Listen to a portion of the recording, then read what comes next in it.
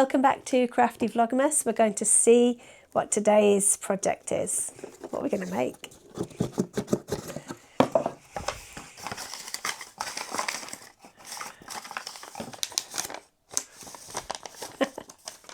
Today we're going to be making festive fairy lights.